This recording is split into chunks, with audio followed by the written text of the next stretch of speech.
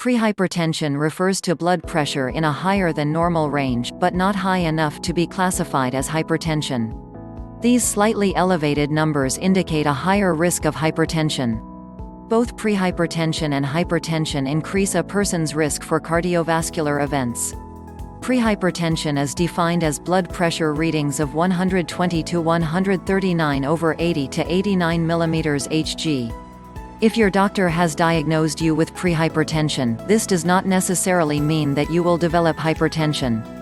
In reality, your doctor is pointing out to you that you need to change your lifestyle in order to reduce your risk and start living a healthier life. Prehypertension home remedies. Below you will find natural home remedies for prehypertension to reduce your risk of developing high blood pressure. Herbs and spices, basil, garlic, cardamom, cat's claw, and celery seed can work to treat prehypertension. Deep breathing exercises. A common cause for elevated or high blood pressure is stress, so deep breathing exercises can help reduce stress and, consequentially, your blood pressure. This is a natural way to help further reduce your blood pressure and keep your heart healthy. Coconut water. Coconut water is high on the list of home remedies for elevated blood pressure.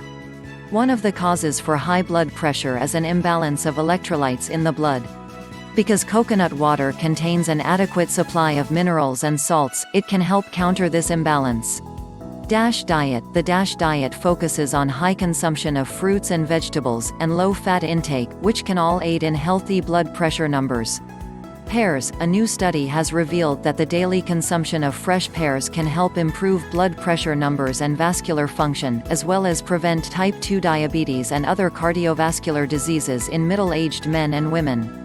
Potassium. Because the typical American diet is high in sodium, it can lead to potassium deficiencies. High sodium has been linked to high blood pressure as well. Therefore, to combat the effects of sodium, it's essential to get in adequate amounts of potassium. Reduced salt intake. If you are over 40 or have a family history of high blood pressure, limit your salt intake to about 1,500 mg a day. Reduced sugar intake. Sugar, including the sugar that's processed from starchy food, plays a key role in atherosclerosis, a condition where a gooey sticky material collects along the walls of the arteries, makes the arteries narrow, and increases the pressure. Sugar also causes the insulin levels in the blood to shoot up. Elevated insulin is associated with increased triglycerides, increased bad cholesterol, diabetes, and high blood pressure. Reduced caffeine intake. If your blood pressure increases by 5 to 10 points, you may be sensitive to the blood pressure-raising effects of caffeine, and it might be a good idea to gradually discontinue it from your daily diet. Weight loss. In nearly all cases, high blood pressure is reduced or eliminated with unwanted weight. Keep an eye on your waistline.